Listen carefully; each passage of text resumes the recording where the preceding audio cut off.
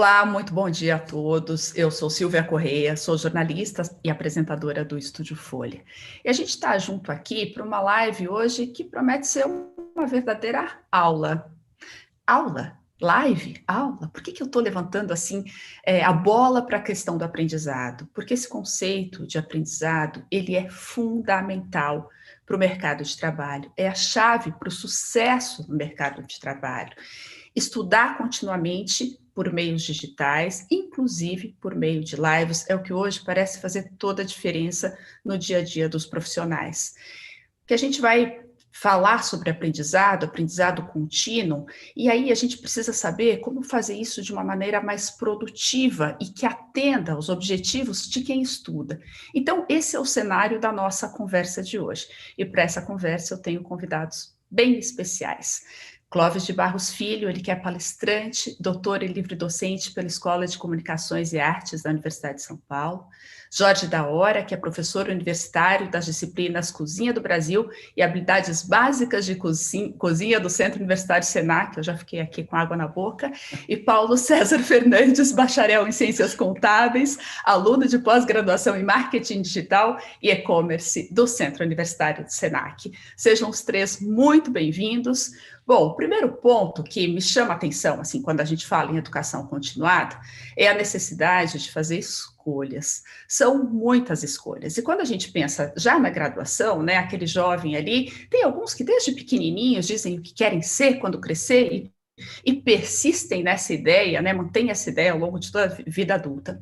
Mas tem outros que têm dúvida na hora de escolher a carreira no vestibular, até ingressam em um curso ou outro, abandonam o curso no meio do caminho, partem para outra carreira, enfim. Quando a gente pensa em lifelong learning, né, em aprendizado contínuo, serão sucessivas escolhas, como essa primeirinha lá da graduação. Então, a minha pergunta para o Clóvis de Barros Filho é a seguinte: professor, como é que quem busca se qualificar para o mercado de trabalho deve fazer essas escolhas? Qual é o fio condutor dessas escolhas? Muito bom dia para o senhor, seja muito bem-vindo. Bom dia a todos, é um imenso prazer, obrigado pelas palavras. Eu penso que a nossa vida escolar, fundamental, de base, desdenha muito a formação para a autonomia. E isso acaba significando uma imensa dificuldade de tomar decisões. Curiosamente, uma das primeiras decisões que temos muita dificuldade de deliberar, de escolher, de definir o caminho, é da própria vida, né? Da própria vida profissional, dos próprios caminhos a percorrer. Então, eu penso, e aí é muito interessante, porque é preciso ter competência para escolher, mas é preciso ter sido formado para ter competência para escolher. E então, aí nós temos um ciclo complicado para resolver. Eu penso que um dos gravíssimos problemas da nossa educação fundamental é justamente não incluir, né, nos seus currículos uma reflexão sobre conhecimento, estudo, aprendizado, né? Ou seja, um entendimento sobre o que significa estudar, quais são as condições cognitivas do aprendizado, o que significa, de fato, transformar um conteúdo de aula em conhecimento. E se isso fosse ensinado de maneira mais sistemática, se as pessoas, ao estudar, elas tivessem mais noção do que está acontecendo com elas, elas provavelmente seriam muito mais eficazes na hora de implementar esse tipo de projeto. Agora, eu acho também que a ideia de uma educação continuada ela é imprescindível e penso que ela sempre aconteceu. O que mudou é que agora a educação continuada é também uma educação formal continuada, isto é, continuamos de maneira sistemática, organizada e até institucional, continuamos a estudar ao longo da vida, né? Muito além da graduação, muito além da formação de base, temos a necessidade de continuar nos preparando. E isso, claro, advém, antes de mais nada, advém de um mundo que nunca se transformou tão rapidamente, um mundo que nos traz problemas inéditos a cada segundo, né? Um mundo que, portanto, exige de quem nele vive uma disposição humilde, né? Para encará-lo e encontrar soluções inéditas para problemas inexistentes até então. Ou seja, poderíamos dizer o seguinte, só para encerrar a minha fala, que eu já me alonguei, se no século XX, o meu pai, que estudou no começo do século XX, ele se gabava de ter aprendido na faculdade o necessário para 50 anos de vida profissional sem sobressaltos, nós poderíamos dizer que hoje um aluno que termina um curso de graduação, ele já está obsoleto no diploma. Ou seja, o que ele aprendeu já não dá conta das suas necessidades. Os problemas a enfrentar são problemas que não existiam durante o curso. Tamanha a velocidade com que essas demandas se transformam, de tal maneira que essa chamada educação continuada, ela não é mais a cereja do bolo, ela não é mais um símbolo de distinção, ela não é mais o identificador de profissionais ultra especializados e competentes e elogiados. Não, não. A educação continuada é condição de jogar o jogo, é condição de continuar existindo no mercado de trabalho e não garante por si só nenhuma distinção. O que poderíamos dizer é o seguinte, a não educação continuada, essa sim, essa poderá ser excludente, essa poderá ser seletiva e desqualificadora. Houve uma inversão, portanto. Na verdade, né, Clóvis, a educação continuada, ela deixa de ser um diferencial e passa a ser um pré-requisito, me parece, Exatamente, pela sua fala, exatamente. Bom, eu queria convidar para a conversa agora alguém que fez da própria carreira uma prova de que a educação continuada é necessária, né? O Jorge da Hora, ele é professor do Centro Universitário Senac, mas, além disso, além de professor, ele é um aluno continuamente. Eu conversei com o Jorge um segundinho antes da gente entrar no ar, para checar se estava tudo certo. Ele fez tecnólogo em hotelaria, extensão universitária para cozinheiro, chefe internacional, formação para sommelier, psicopedagogia com ênfase em inclusão social e pós em docência do ensino superior. Então, é um currículo que mostra o que é colocar em prática a educação continuada. No caso dele, me parece, né? O Jorge vai dizer melhor do que eu, muito focado aí na gastronomia e ensinar gastronomia, né? Mais do que fazer os pratos, que eu já estou aqui morrendo de fome, mas enfim. E aí a minha pergunta para o Jorge é a seguinte, Jorge, olha só, a partir desse teu próprio exemplo, queria que você falasse um pouco de particularidades, dificuldades de manter o aprendizado em movimento, isso que o Clóvis tão bem pontuou, né? Ter um currículo enorme não significa, infelizmente, para muitas pessoas, conseguir trazer isso para a prática, né? Muitos não estabelecem a ponte entre a educação continuada e o aprendizado efetivo. Então, essa é a minha pergunta para você, assim, quais são as dificuldades e como construir essa ponte? Seja muito bem-vindo. Bom dia a todos, obrigado pelo convite, é um prazer muito grande estar aqui. Ouvindo o professor Clóvis, que é uma fonte que nós costumamos aí meio que diariamente revisitar, faz todo sentido essa primeira abordagem quando ele diz que é muito difícil chegar a essa formação dentro desse universo de possibilidades que tem, o quanto cada indivíduo teve esse processo formativo até fazer uma escolha, né? Eu vou me limitar muito sucintamente a falar da minha experiência, né? Eu tive algumas facilidades na vida. Dentre essa facilidade foi descobrir desde muito jovem qual era a minha inclinação, que era cozinhar. Então, eu sempre cozinhei em casa, e quando eu tive a oportunidade de enveredar por um ambiente profissional, foi para a gastronomia da qual eu me inclinei. E dentro dessa gastronomia, O que é importante, muitas das vezes, percebermos é estarmos atentos ao que está acontecendo naquele momento. Exatamente o que o Clóvis falou. Não especificamente ficar debruçado só sobre o curso, mas enquanto você faz o curso, olhar nas laterais, né? Quais são as possibilidades. Eu costumo brincar sempre que a graduação é um grande rio. Dentro desse grande rio, que é o processo do qual o aluno está sendo qualificado ali na graduação, ou uma vez que ele já se formou, existem vários e diversos afluentes. Então, eu estava ali no rio da hotelaria, que é a minha formação básica, já trabalhava com gastronomia, mas eu estava dentro desse rio da hotelaria. Uma vez dentro do rio da hotelaria, eu peguei um afluente que era a gastronomia. Eu tinha N outras possibilidades, mas eu acabei ali indo para o afluente da gastronomia. E continuei ali a minha jornada, aproveitando várias e possíveis oportunidades que foram surgindo.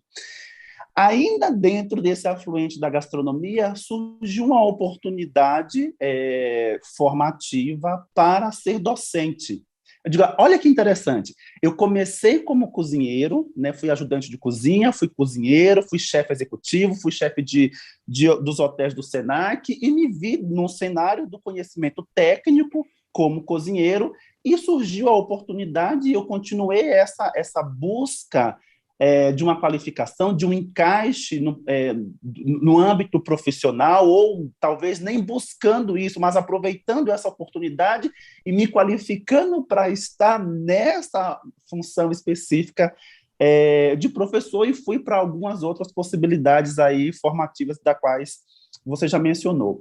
O que é importante, e eu me faço essa pergunta, essa análise frequentemente, eu tenho como esse rio a gastronomia. Dentro dessa possibilidade da gastronomia, quantas outras possibilidades eu posso agregar?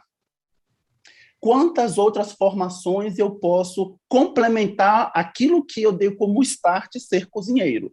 Então, dentro de um contexto, eu fiz aí uma parte específica na área da educação, para poder estar em sala de aula. Ao mesmo tempo, eu fico me questionando, de repente, fazer uma outra graduação, ou uma pós, ou um mestrado, ou um doutorado em história, porque como que eu explico cozinha brasileira sem revisitar a história?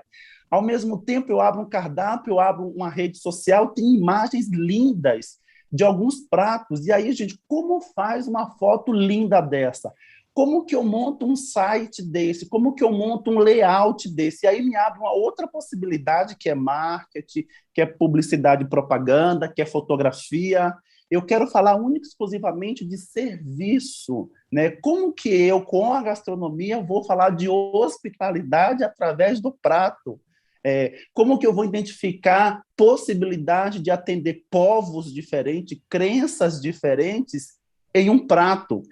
Então, o que é mais difícil é aquilo que o professor Clóvis mencionou, é conseguir chegar nesse processo de descobrir o que eu quero fazer. Embora, por mais que eu comece um curso, que não foi o meu caso, e em determinado momento eu precise parar porque não é aquilo que eu queria, aquele conhecimento eu já tenho. Embora não seja aquilo que eu queira fazer o resto da minha vida, né, que vai virar trabalho e não prazer, aquele conhecimento eu já tenho. Pode ser que em algum momento do meu processo formativo, uma vez que eu descubro que enche o meu coração de vontade de fazer diariamente, eu consiga juntar as duas coisas, né? Então, assim, é um processo que é muito amplo, é lento, o que o professor acabou de dizer faz todo sentido. Eu brinco sempre com meus alunos que o almoço de hoje já interfere, já modificou o que vai ser o café da manhã do dia seguinte, porque o processo está aí, a técnica está aí, embora existam as técnicas básicas, os conceitos básicos, mas o mundo muda, né? E se esse mundo muda, a gente precisa acompanhar toda essa mudança para conseguir sobreviver de forma minimamente aceitável. Eu vou parar, porque senão a gente fica, né? Mas foi uma delícia ouvir as tuas colocações, Jorge, porque o que me traz muito, já te passo a palavra, Paulo, é muito de quando você se conhece, a sua escolha é uma escolha de fato feita com o coração, você está mais aberto a essa composição dos seus afluentes, né? E de ver, como é que eu uso a tecnologia a favor da gastronomia, o que para a gente, olhando de fora, pode soar, nossa, como ele fez isso, mas você está atento a tudo isso. Só que a escolha primeira traz um autoconhecimento relevante, né? Um olhar para si antes de olhar para fora. Outra coisa que me chama a atenção na fala do Jorge são as oportunidades, quer dizer, eu escolhi com o coração e aí eu vou olhando as oportunidades e as demandas da área que eu escolhi. E é com essa pergunta que eu quero passar a palavra ao Paulo. Paulo, faz sentido isso? Fez sentido isso nas tuas escolhas? Quer dizer, você está fazendo já a segunda pós no Centro Digital, no Centro Universitário Senac, né? A primeira foi em gestão e negócios, agora você está numa de e-commerce, se eu não estou enganada na tua apresentação. Essas áreas de estudo, elas estão diretamente ligadas aos rumos que a tua carreira tomou? Seja muito bem-vindo, Paulo. Obrigado, Silvia. Bom dia a todos. É um prazer poder participar dessa live. E sim, obviamente, as minhas escolhas, elas priorizam as demandas do mercado. Eu fiz marketing, estou fazendo marketing e-commerce e o ano passado eu terminei gestão de negócios. Mas acho que a minha história ela começa muito, muito antes disso. Lá, antes de eu ingressar na minha querida De Pascoal, eu começo a fazer um curso livre no Senac, minha história no Senac. Na época eu trabalhava em gráfica, eu começo a fazer Excel, faço CorelDRAW e Photoshop, e vou me desenvolvendo, me vou qualificando em busca de uma oportunidade futura. Quando que eu entro na De Pascoal em 2010, na época como operador de produção, passo um ano nessa fase, entro como operador administrativo e já me vem aquele estralo. O que eu vou fazer a seguinte? Aí eu começo a fazer um curso técnico no Senac de administração. Isso abre muito uma visão macro na sua vida. Então, ele abre N possibilidades. Eu poderia ir para o marketing, poderia ir para a logística, para a produção e decidir ir para a financeira, onde que eu começo o meu bacharel em ciências contábeis. E 6 meses antes de me formar, surge a oportunidade na empresa de eu assumir a área de coordenação. Então, eu assumo coordenador do Truck Center, e fico por um ano também nessa fase. E me surge essa questão de educação continuada. Vem aquela motivação intrínseca. O que eu posso fazer para agregar mais valor ainda à minha empresa, ao mercado? Aí que eu decido me especializar em gestão de negócios. E 2 anos, né? Assim como o professor Clóvis falou, o Jorge também, hoje a gente está na era dos dados, né? Então a informação é muito rápida, é extremamente rápida. Então eu faço uma pós em 2 anos, logo viro gestor comercial e vem essa pandemia da Covid-19, onde que a gente, tudo que eu fiz, tudo que eu criei, o que eu vou fazer agora, né? Aí surge várias e várias empresas surfando na onda do digital, tentando vender por internet, as que sobrevivem, né? As que sobressaem, como os grandes players, Magalu, Mercado Livre, enfim, Amazon, eles vêm numa crescente enorme no digital. Então, eu tenho essa necessidade, porque a pandemia potencializou isso, de buscar outra especialização em marketing e-commerce para entender um pouco dessa onda, né? Enfim, como que eu vou negociar, como que eu vou vender? Isso ajuda muito, não só a gestão de negócio, como o marketing me ajudou bastante a negociar com os meus pares, com os meus subordinados e os meus superiores. É uma visão 360 que agrega muito para a gente, né? Então, tratando um pouco de educação continuada, eu pretendo ainda continuar a estudar. Eu me formo agora em dezembro, né? Se Deus quiser, em marketing e e-commerce, e eu gostaria de fazer ainda uma gestão financeira, alguma coisa de mercado financeiro, até para entender um pouco disso, né? Eu consigo ver que o mercado de criptomoedas, enfim, o tanto que gerou de benefício isso. Inclusivamente, acho que especificamente hoje eu li uma matéria sobre isso, né? O tanto de dinheiro que isso gerou daria para bancar a vacina da população inteira. Então, é uma questão que eu ainda quero entender um pouco melhor isso e continuar, né? Continuar cada vez mais estudando. Paulo, eu tenho uma pergunta para você daqui a pouquinho, que é assim, como viver e fazer tudo isso caber na vida? Vai pensando aí, mas antes eu queria passar a palavra para o professor Clóvis com 2 perguntas em uma. A primeira é, o senhor sempre quis ser professor? Essa é a minha primeira pergunta. E a segunda é uma coisa que me angustia um pouquinho na nossa conversa, que é assim, eu estudo só para o mercado, eu não estudo para mim. Será? Eu sou jornalista, como me apresentei, mas eu sou médica veterinária também, neurologista. Então, eu faço neurocirurgia e estou aqui conversando com vocês sobre escolhas. E a sensação que eu tenho, e agora isso tudo não está no roteiro, estou falando aqui super com o meu coração, que a gente não é monotemático. Eu, se tivesse tempo de vida suficiente, ainda faria medicina humana, talvez operasse umas cabecinhas de gente por aí também. Porque eu acho que o interesse é um interesse pela vida, por estar em movimento. Então, essa é a minha pergunta para o senhor. Isso também pode ser mobilizador, independente das escolhas do mercado, e eu posso, da minha curiosidade, de repente, ela vai se transformar no meu plano A, né? O que um dia foi o plano B. Como é que o senhor vê isso, professor? Bom, antes de mais nada, parabéns pela sua formação e pela sua curiosidade intelectual, né? Puxa vida. Bom, você me perguntou se eu sempre quis ser professor. Eu sempre entendi que a escola é um grande laboratório de experiências, onde temos a oportunidade de identificar qual é a nossa praia. A nossa praia, essa expressão, essa é a minha praia, essa não é a minha praia, é uma expressão jovem que eu adoro, porque corresponde àquilo que na filosofia é a essência, a natureza, ou até o que os gregos chamavam de daimon interior, né? Como se fosse uma semente que cada um de nós tem, e que, se plantada em terreno fértil, acaba gerando uma vida pujante, forte, como seria Salvador Dalí diante de uma tela, João Carlos Martins diante de uma sinfônica, ou Rebeca Andrade diante de um aparelho de ginástica, né? Então, é o daimon interior. Bom, a escola serviu muito para mim. Então, eu era ruim de futebol, ruim de desenho, ruim de pintura, ruim de argila, ruim de coisa, ruim de cálculo, ruim. Então, eu me lembro do meu pai dizendo, mas é incrível, né? Porque ele é ruim em tudo, é impressionante. Até o dia que o professor de geografia disse que haveria seminários, né, dados pelos alunos. E aí, então, nesse dia, eu entendi que seria uma experiência diferente, eu me preparei. E quando eu cheguei para dar o seminário, a sala estava entupida de gente, os alunos das outras salas vieram. Eu acho que eu tinha fama de doido, isso sempre ajuda a atrair, né, as pessoas. E aí, então, eu comecei a falar sobre o seminário. Eu falei rápido demais, falta de experiência. E aí, então, quando eu acabei, ainda faltavam 50 minutos para o seminário chegar ao seu final, né? Aí um colega disse, professor, deixa ele continuar falando, é tão legal o jeito que ele fala, é tão legal o jeito que ele explica. E o professor disse, ele que fale, a aula é dele, né? E ali eu entendi que eu não queria sair dali. E isso para mim foi muito marcante, porque até aquele momento da vida, aos 13 anos, tudo que eu fazia esperando acabar, né?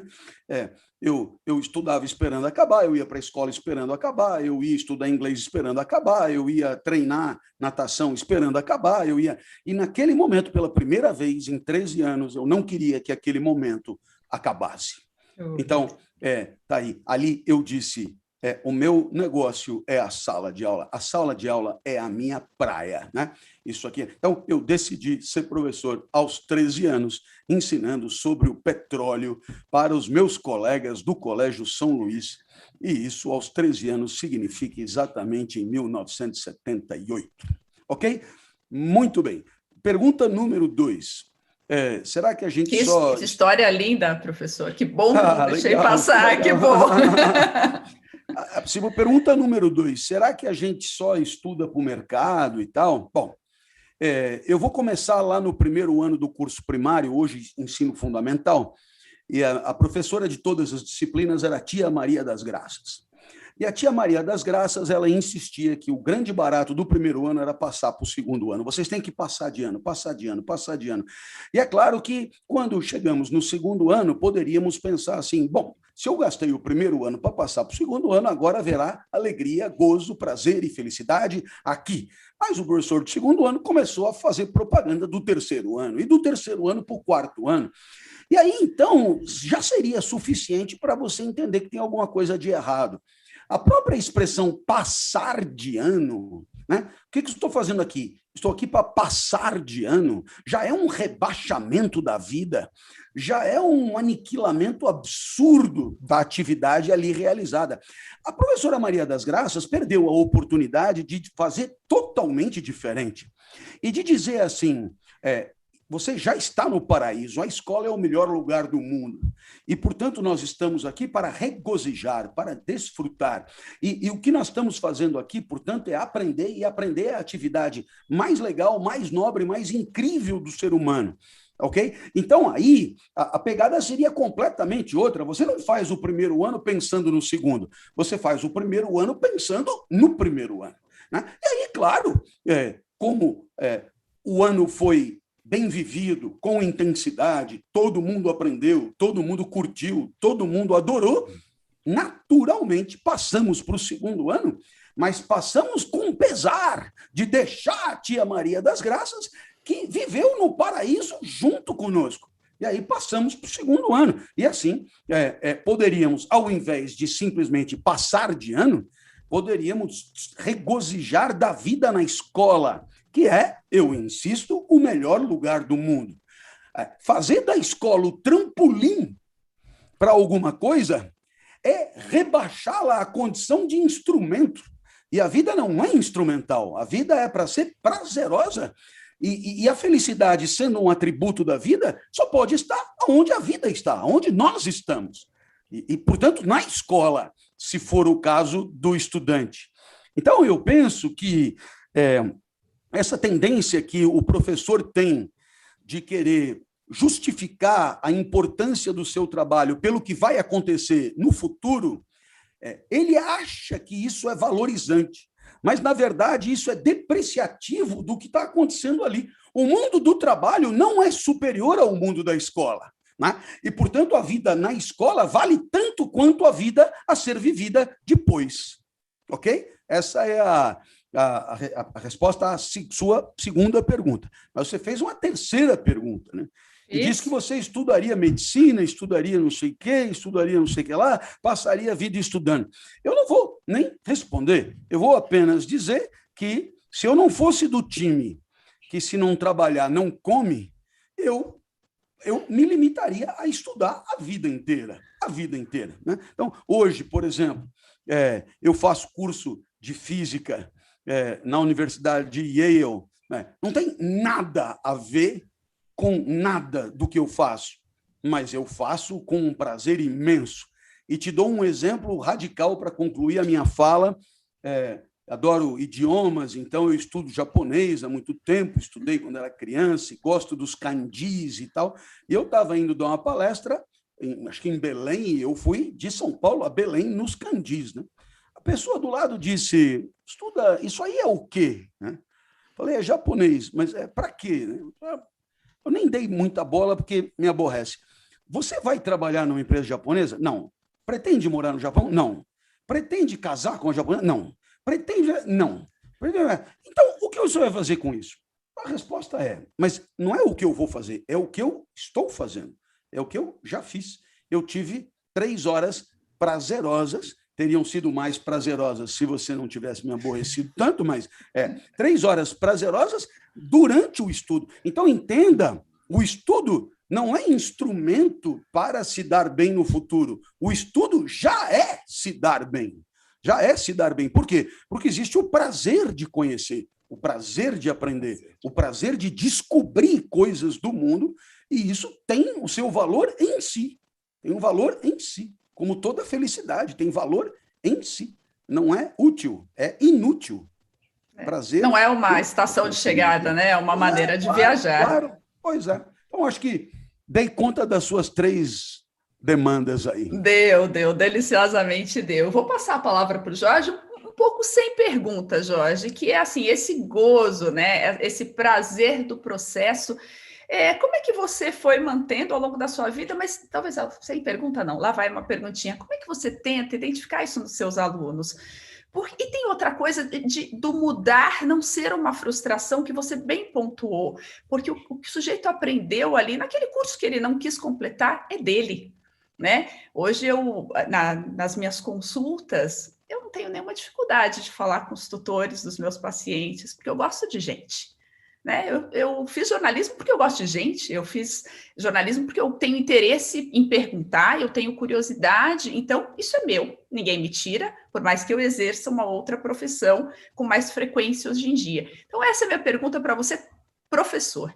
Como lidar na sala de aula com o aluno para que ele caminhe para esse gozo, né? Para que estudar seja um prazer? Ouvindo o professor Clóvis falando, eu voltei ao passado, quando eu tinha ali 10 anos, 9, 10 anos, ouvindo minha avó dizer o seguinte, que o conhecimento não ocupa espaço, é uma fração de felicidade da sua vida. Olha, que E bacana. aí eu tomei isso como uma verdade absoluta, porque hoje eu trabalho com gastronomia, mas eu consigo linkar gastronomia com grandes ou qualquer outro assunto. Se a gente for falar de veterinária, a gente vai falar de gastronomia, se for falar de psicologia, a gente vai falar de gastronomia. Eu desenvolvo a possibilidade de traçar links com outros mundos, com outros universos ali profissionais, usando essa minha referência quanto gastronomia. Isso é o Jorge que quer traçar essas grandes curiosidades, entender esses grandes outros cenários e perceber que, em alguns momentos, muitos pontos se encontram e em poucos e raros momentos esses encontros não acontecem. Mas, através da gastronomia, é a válvula que eu particularmente busco alimentar para aprender e conhecer diversas outras possibilidades.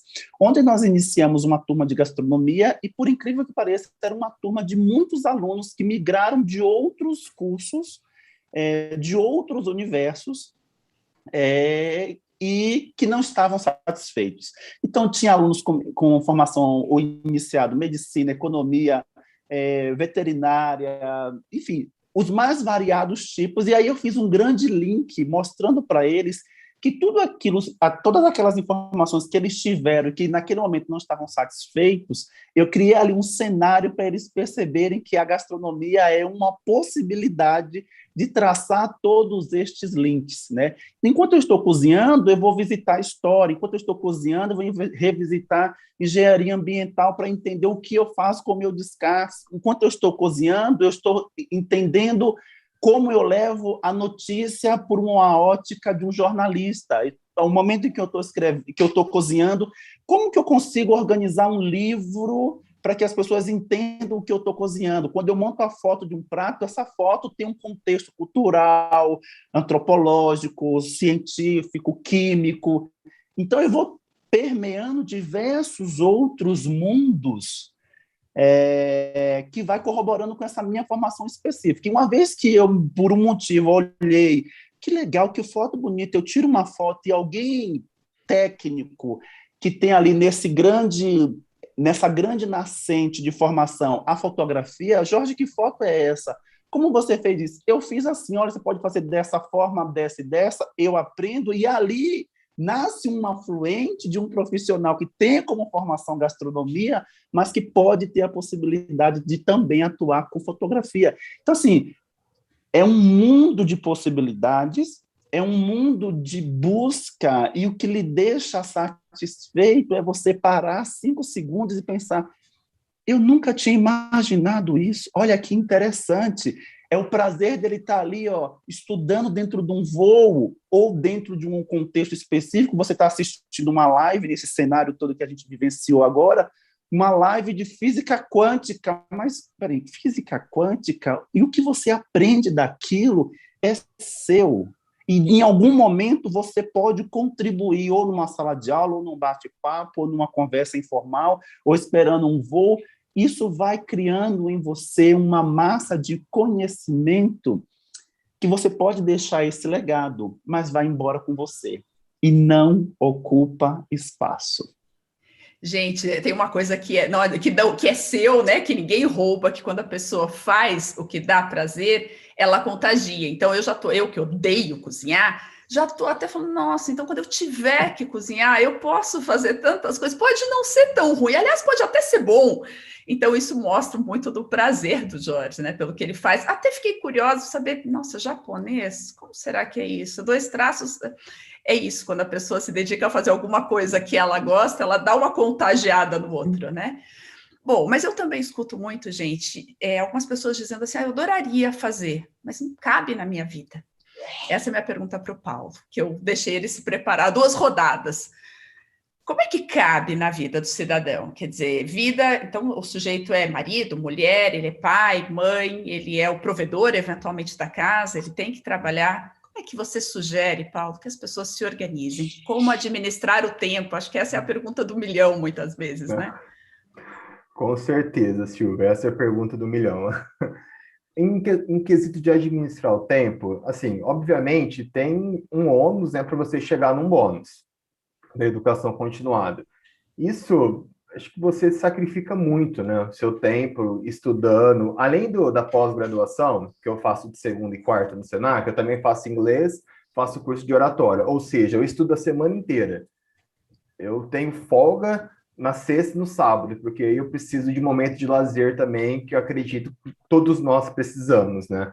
E, assim, para dar conta da demanda de curso, de mercado, de trabalho, enfim, acho que a gente precisa ter muito planejamento. As nossas escolhas precisam ser muito assertivas.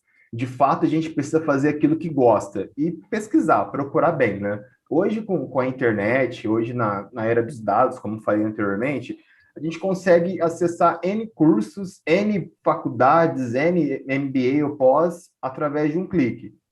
Então, sim, você consegue alocar dentro do seu cronograma. Então, eu quero fazer de semana, eu consigo achar os cursos. Eu quero fazer de finais de semana, eu consigo também. Então, basicamente é tomar uma decisão assertiva, não equivocada, né? Não para não fazer você perder tempo na escolha, né? Porque é muito difícil você começar, né? Na verdade, a coisa mais difícil que existe é você começar. Você começa alguma coisa, logo, não tem nada a ver comigo, eu vou parar de fazer aquilo. Mas começa a assertiva, uma escolha certa, para você concluir, né? Seja uma graduação de 4 anos, 5 anos, ou uma especialização de 2 ou 1 ano, ou até mesmo um curso livre de 1 mês. Escolha certo para você conseguir ter aquilo, levar aquilo para a vida, que ninguém vai conseguir te tirar, né? Que é o seu conhecimento contínuo, né? Seu aprendizado. Então, escolha embasado no que você acha que é certo, né? Ou tem que ser muito intrínseco, né? Tem que ser muito você, não que o mercado capitalista está te guiando. O que eu gosto mesmo de fazer, assim como o Jorge falou, eu descobri gastronomia lá na minha infância, o professor Clóvis também, com 13 anos, eu quero dar aula. Então, acho que tem que ser muito você, o que você deseja, o que você gosta de fazer, que você se vê daqui 5, 10 anos fazendo. Então, é uma escolha muito pessoal e muito sua, né? Para te garantir um ensino contínuo, assim, de excelência. Eu penso nisso.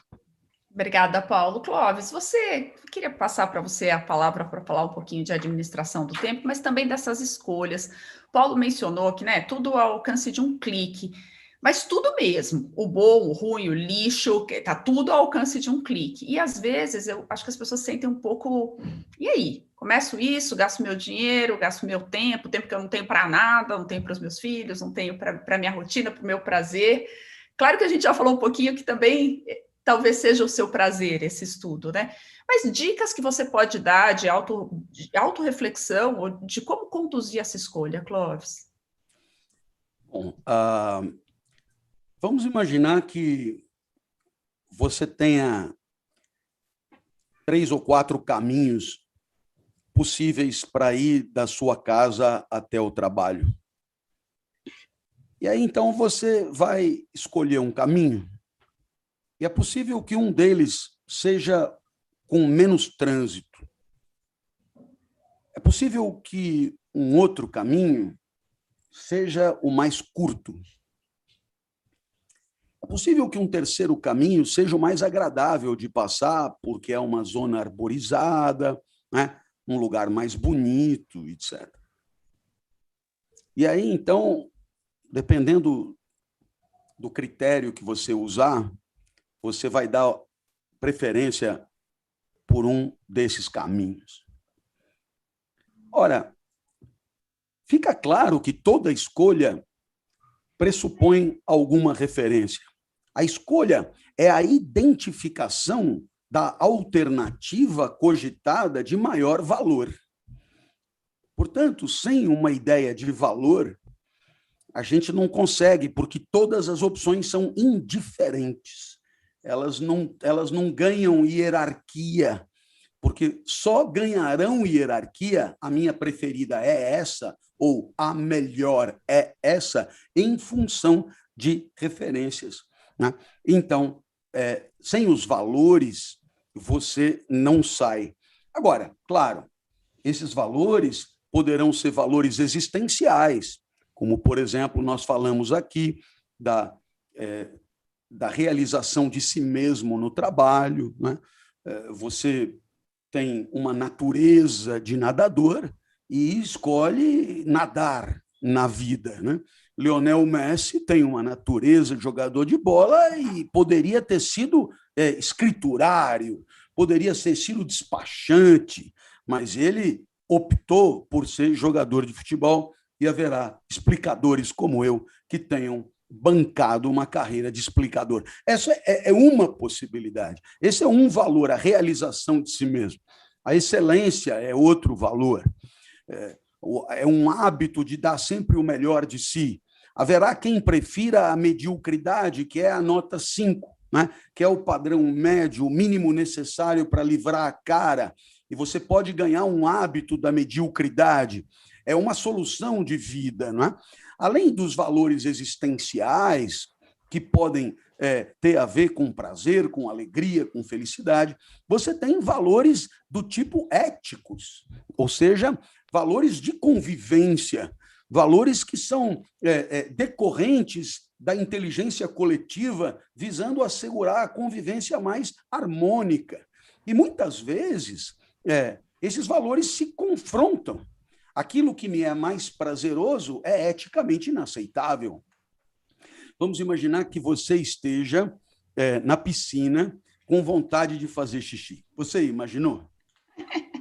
Isso. O dia está frio e você está na piscina com vontade de fazer xixi. A piscina não é da sua casa só, é a de um clube, ok? E a 3 passos da piscina tem um negócio escrito WC. Mas aí você pensa, puxa vida, sair agora nesse frio para ir lá no WC fazer xixi é meio desconfortável. Há uma outra possibilidade mais prazerosa. Qual é? A de fazer xixi aqui mesmo. Então, você condena todo mundo à sua volta a interagir com seus excrementos fisiológicos em nome do seu prazer. Só que, eticamente, é inaceitável que você faça xixi na piscina para não precisar andar 3 passos. Você percebe que existe uma complexidade de valores, existe um valor ético e existe um valor existencial que não batem, que não se afinam, razão pela qual as escolhas são sempre problemáticas, lembrando uma espécie de cobertor curto. Se você cobrir a canela, destampa a orelha. Se você cobrir a orelha, destampa a canela. E o aquecimento da canela e da orelha são importantes, têm valor. E aí você vai ter que criar uma hierarquia de valores. O que é um canalha? Um canalha é aquele que coloca sistematicamente valores afetivos pessoais, como, por exemplo, a própria alegria, o próprio ganho, o próprio prazer, o próprio resultado, a própria glória, etc., acima de valores éticos de convivência. Portanto, esse age sempre em detrimento do que foi combinado por todos, em nome da sua própria satisfação, do seu próprio gozo. Ok? Então, perceba, não é simples assim, assuma as rédeas da vida e faça escolhas certas. Se fosse tão simples, ninguém erraria, né? Ninguém erraria. E a verdade é que o que a gente mais faz é pegar o caminho errado, o caminho menos favorável. Por quê? Por uma análise, um diagnóstico equivocado das possibilidades e dos valores que permitem identificar a melhor dessas alternativas. A escolha não é fácil, né, Clóvis? Fazer escolhas é sempre um desafio, e mais do que isso, é sempre uma renúncia. Então, o curso A... Muita gente acha que escolher é escolher entre o bem e o mal. Não, entre o bem e o mal não há escolha. Entre o bem e o mal não há problema. O problema é escolher entre o bem e o bem, ou entre o mal e o mal. O problema é identificar o melhor ou o menos ruim. O problema, entende? Quer dizer, não é assim. Imagina se fosse sempre assim. Aqui só tem tudo de bom, aqui só tem tudo de ruim. Então, agora escolha. Pô, né? É claro que não tem dificuldade. O problema é que quase nunca é assim. Se você for para cá, tem coisa boa e coisa ruim. Se você for para lá, tem coisa boa e coisa ruim. Então, aí você fica sem saber o que fazer. E isso, claro, é problema para todos nós. Quanto mais a gente tiver hábito de refletir sobre a vida, quanto maior a nossa lucidez, quanto mais tivermos claro quais são os nossos grandes valores, mais fácil será tomar decisões. Né? Muita gente vive no piloto automático sem nunca pensar sobre o que está fazendo. Aí, então, fica escravizado pelas paixões de circunstância. Um pouquinho mais de prazer aqui, vou para lá. Um pouquinho mais de dor lá, então fujo de lá. E aí fica como uma azeitona num liquidificador ligado, né? Batendo de um lado para o outro, assim, né?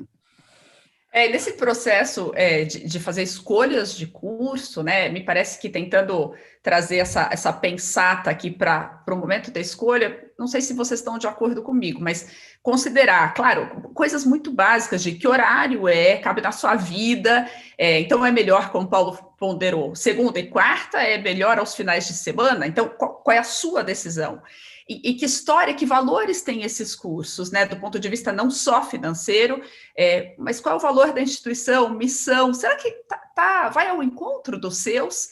Você vai ter orgulho de estudar lá, né? Você vai ter orgulho de carregar aquilo no seu currículo, porque parece que tudo isso faz parte, né, dessa escolha, precisa ser refletido antes. Eu queria passar a palavra para o Jorge, com mais um desafio, além da administração do tempo e dessa dificuldade de fazer a escolha, que é pagar. A gente tem que pagar, né? Assim, existem bons cursos de graça, mas nem todos de graça são bons e nem todos os bons são de graça. Então, a gente tem que pagar. E essa é a minha pergunta para você, Jorge. Você fez muitos cursos ao longo da sua trajetória, né? Mas as escolhas também aí têm limite, e o fator financeiro muitas vezes é o fator limitante. Então, me conta um pouquinho, do ponto de vista prático, você faz uma conta, 10% do que eu ganho, 20% do que eu ganho, pode ir para a minha educação continuada, uma dica mais prática mesmo. Eu, de uma certa forma, tenho um local privilegiado, né, por poder trabalhar dentro de uma instituição de ensino. Então, Jorge da Hora, minha formação continuada, teve aí alguns diferenciais que outras pessoas não têm. Mas dentro desse cenário que a gente se encontra hoje, e nós nos deparamos com pessoas que têm duas opções: colocar o alimento na mesa ou estudar, ou desenvolver essa relação da educação continuada. E eu acho que chega aí o momento mais crucial de tudo isso, que é decidir o que é prioridade nesse momento para mim. É comer, é levar o alimento para minha família ou é estudar, né? Felizes são aqueles que conseguem fazer as duas coisas simultaneamente, né?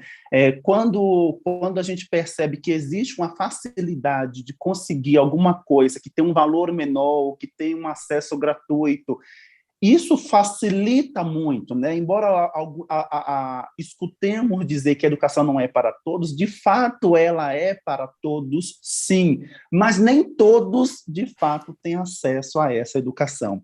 Então, assim, acho que uma grande reflexão que nós precisamos fazer é entender essa educação, de fato, é para todos.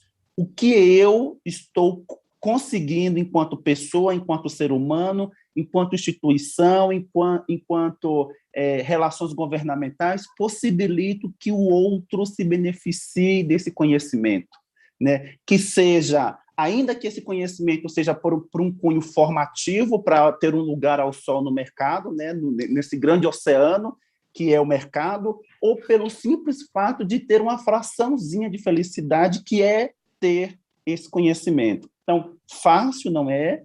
Para todos, infelizmente, a gente acaba descobrindo que não é, porque temos vários fatores. tem a gestão do tempo, tem a gestão das possibilidades financeiras, tem as necessidades alimentícias do cotidiano da vida humana diária, né? Da necessidade de cada um.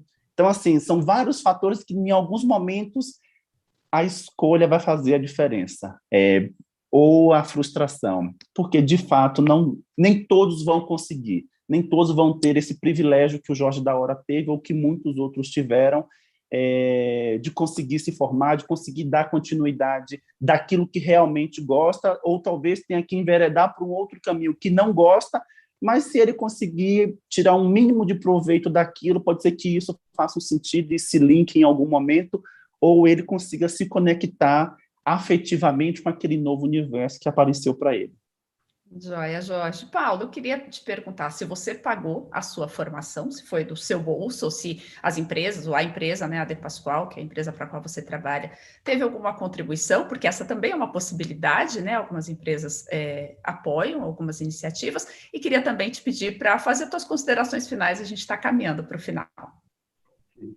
Olha, Silvia, muitas empresas apoiam isso, né? Seja com bolsa de 50% ou até 100%. Mas nos dias de hoje, muitas universidades também optam por fazer parcerias, né? Ou vice-versa. O Senac é um exemplo disso. Eu trabalho em uma empresa comercial, logo eu tenho 20% de desconto lá. Por ser ex-aluno também tem desconto. Então é por isso que eu sempre opto por estudar lá. Além de preço, né, que é uma das principais escolhas, aí você vem de estrutura, você vem de livre docência, você vem de professores, muitas das vezes são mestres e já são especialistas no que fazem. Então é muito, muito interessante, é muito gerador de valor isso. Em relação a De Pascoal, num passado recente, já optou por fazer isso e pagar a graduação, hoje não mais, hoje opta por fazer parcerias. Então temos parcerias com o PUC em Campinas, com o Senac, enfim. Mas nos cargos estratégicos, sim, eles pagam cursos, pagam especialização, pagam idiomas.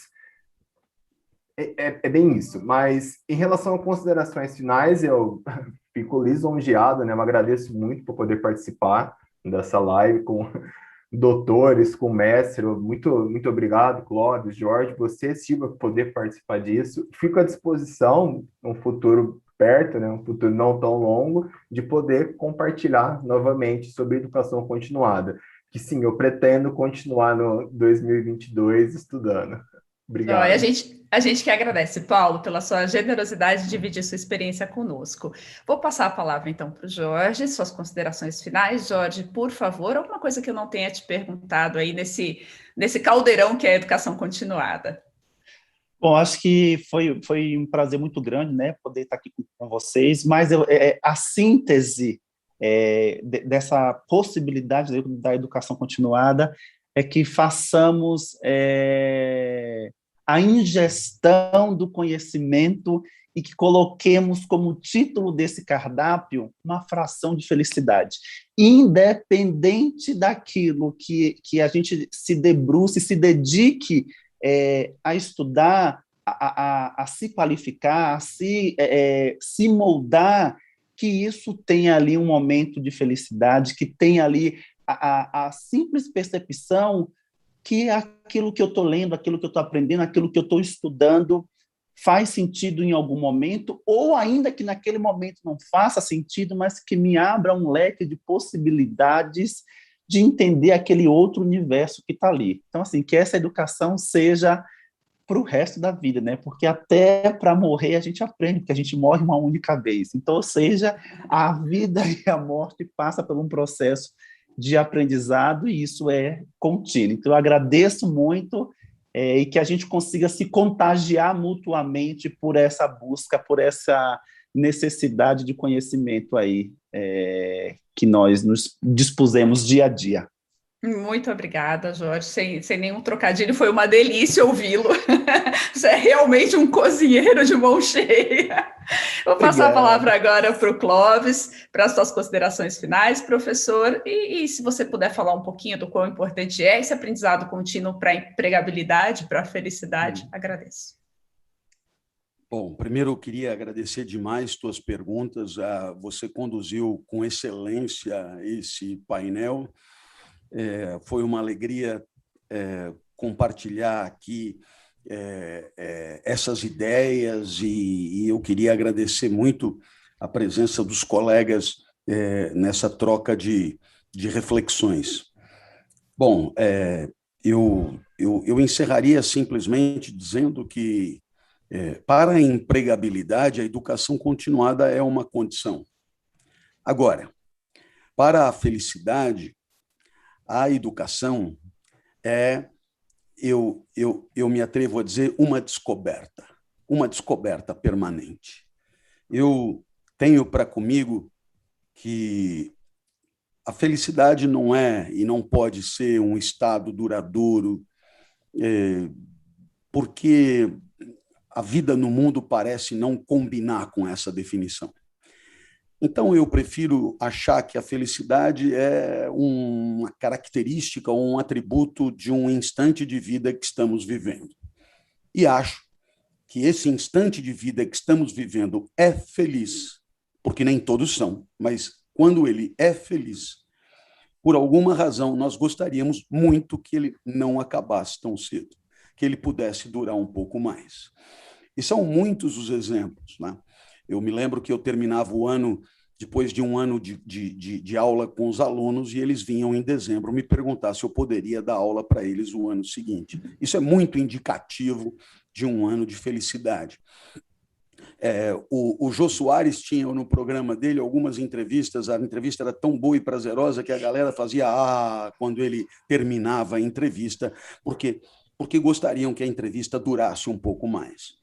Eu, quando como doce de leite, o doce de leite acaba na lata, eu lamento o fim do doce de leite e também faço né, e continuo lambendo, mesmo que não haja mais nada ali de conteúdo. Eu penso que esse é um atributo da vida que é muito indicativo de que ela é boa, que eu continuaria conversando com os colegas e com você por muito mais tempo. Por quê? Porque é prazeroso e quando a vida é boa, a gente simplesmente gostaria que ela se estendesse. Né? Quando a vida é boa, desejamos quase que a sua eternidade. Né? Agora, por outro lado, para dar uma definição um degrau mais sofisticada, penso também que quando a vida é boa, sentimos falta daqueles que mais amamos, né? Porque justamente ninguém quer compartilhar coisa ruim com quem ama. E às vezes chegamos num lugar bonito e logo começamos a tirar foto para mostrar para quem mais amamos, lamentamos a ausência, gostaríamos que tivesse ali e assim por diante. Portanto, a gente só pode desejar a cada segundo de existência que a nossa presença desperte nos outros esse instante que clama pela presença dos seus amados. Tomara tenha sido assim ao longo desse encontro.